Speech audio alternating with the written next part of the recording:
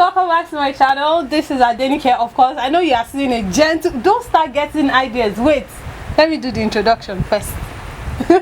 I'm going to call him a gentleman for the sake of this video, but he's anything but a gentleman. I object. So objection, my lady. Objection, my lady. A gentleman to the core is what I am. You see, his name is Demilade Olaoshu. He's the legal advisor to Reminisce, and quite a number of people. It will be unfair to mention just Reminisce, Nini Ola, Pasuma, Teju Babyface, quite a number of them. So oh wow, yeah. So he knows what he's talking about. So Demilade is here today. We are going to discuss this ongoing issue concerning Okafors Law. Now, Okafors Law is facing Okafors Law and Omoni Oboli. They are facing this legal battle right now from a young man, writer named Jude Idada, who is suing Omoni Oboli for copyright infringement, saying he actually owns the rights to Okafors Law, which are started showing at the cinemas. Okay, it's bullshit. It's not bullshit. It's a law that was sealed with blood. Why don't we test this Okafors Law, please? We pick 4 girls you slept with in uni, and you try Okafors Law. 4 is too much. So sorry. Chooks? Chooks? Chooks? Chooks! So this whole issue with Omoni Oboli and Okafors Law started last year when Jude Idada granted an exclusive interview to TNS, telling them that he owned the rights to Okafors Law. Yeah. Now, when he was asked why he didn't go straight to court, what he said was that he didn't want to embarrass Nollywood because the movie was showing at TIFF in Canada. Now, the day the movie was supposed to premiere in Lagos, Nigeria, they got an injunction. Omoni Oboli and her team, our company, got an injunction and a few miles as well, preventing them from premiering the movie on that particular day. It was quite a shock, quite a surprise. I was at the premiere and we couldn't watch the movie. So let's start with that. What is an injunction? What does an injunction do? Okay, an injunction basically it's a court order stopping a particular action, a particular proposed action from being carried out.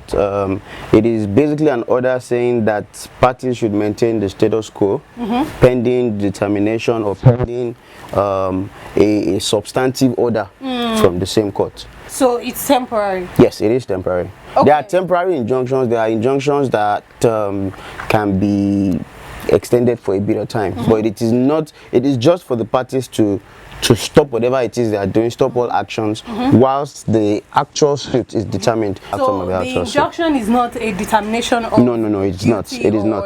It is not. It is not. Right. It is not. It is just to say that the person that sought the injunction has proven that he has a prima facie case against the person whom the injunction was gotten against. So now the case went to court and they had a hearing to determine, I think to determine if the injunction was going to stay or if the judge was going to vacate it, yes. Or vacate, like you said. So the injunction was vacated and now the movie is currently showing at the cinemas.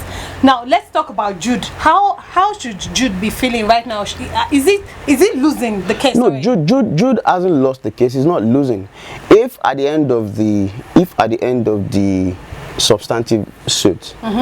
Sorry, before you continue, so what the situation is that the injunction has been lifted, yes, but the case is still going on. Yes, I mean, I think the first hearing is for next week. Yes, first hearing is for next week, third or so. Yeah, so the case is still ongoing. Yes. So back to my question, should Jude be feeling like 1-0? Oh my God, no. In fact, I think as far as I'm concerned, I think he has won the first leg. Because the fact that he was able to prevent the premiere. The premiere was supposed to be the announcement, the formal announcement of the movies into the cinema. The fact that he was able to prevent it it's the first win. Now, he will not lose by this movie going to the cinema. In fact, what it does is to ensure that if, for example, the court comes back with a verdict that indeed Omoni Oboli infringed his intellectual property rights, the guys that infringed will account to Jude for profit on profit made on all the channels through which the work is distributed. Okay, wait. So you're saying that, so as the movie is showing at the cinemas right now, yes, and Omoni Oboli is making money, let's yes, even assume it does so well, it breaks the box yes, office, and Omoni is excited. Yes. If at the end of the case, yes, the judge or the court determines that she did infringe yes, intellectual yes, property yes, rights, yes, she's going to have to. Oh, it will, I'm certain that it would be one of the reliefs that his lawyers would ask for in the substantive suit, that she should account to him for profits made on the work. Oh wow. Yes, because for infringement of intellectual property rights, what you're going to seek from the court is that one, you be named the actual creator, because what Jude has said is that he was denied the credit and then any remunerational value. So what you'll be asking the court to do is to express first and foremost that you own the work. So just give you your moral rights to claim the work as, for example, script written by, screenplay by. Do you understand? Now, so after that, because there's an economic aspect to it. Yeah. All the sums of money made from the distribution, from the exploitation of that work, the person that is found to be in breach of intellectual property rights would have to account in a certain percentage to the person that claimed. Oh wow. So if at the end of the day the court finds that Jude Idada actually owns the story, I mean, it's to the discretion of the court. Right. The court may order out some 5, 10, 20% of profits to the guy, depending on what his lawyers asked for. Let's even talk about the outcomes. What are the possible outcomes? The first thing is that the court would say that either that the court would say that it has perused all the evidence submitted by both parties, and it does not think that there was an infringement, or it does not think that the work was copied, and that Jude has no claim, and then throws out the case. And the second one is for the court to say that I think that on the probability of the evidence submitted, there is a prima facie case of theft of intellectual property right established against Omoni Oboli, and therefore order that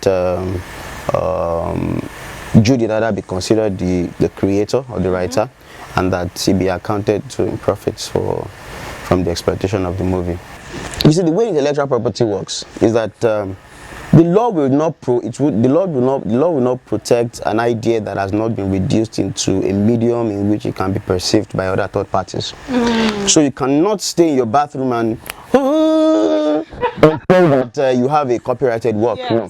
The nature of the copyright protection in Nigeria is the fact that you must have reduced the work into a particular medium in which it can be perceived, stolen or seen, heard, or touched or felt or something by a third party.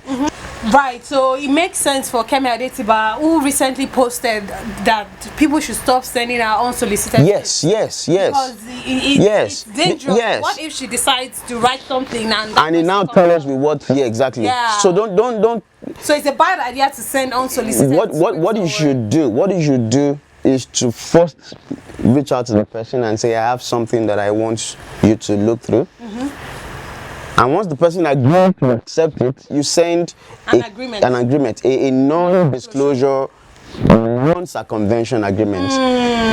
Non-disclosure is that you won't disclose. There has to be non-circumvention clause included in the contract, so that it would express that you would not go behind my back to basically backstab me. Oh wow. You understand? Okay, so let me also talk about Omoni's silence. Now, this Jude came out with that interview in September of 2016. Yeah. So Omoni had ample time to address this issue. Why do you think she kept quiet? Because even I recently reached out for an interview, but it wasn't granted. It was ignored. So why do you think she just decided to keep mute about it? Well, you know, people have different PR strategies.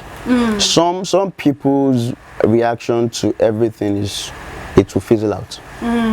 Some people expect that if I don't respond to it, it's like hiding behind a finger. So if I don't respond to it, it will fizzle out. Not all things fizzle out. And like the man said, a lie that is told time and time again will get to a point it would be the truth if there's no response to it. So I think it was a terrible strategy on Omoni Oboli's part, if it was a strategy, not to respond to such grievous allegations, especially considering the fact that you had sunk huge resources into it. Yeah, this conversation could keep we could keep on going, but we don't have the data, unfortunately. Thank you so much for coming. Thank you for I'll having put me. his Instagram handle and his Twitter handle down below, so you can always go check him out. All right, so thank you guys so much for watching, and I hope you've learned one or two things. Still, I see you again next time, very, very soon. I hope. Remain in God. God bless you. Bye. That was the most awkward kiss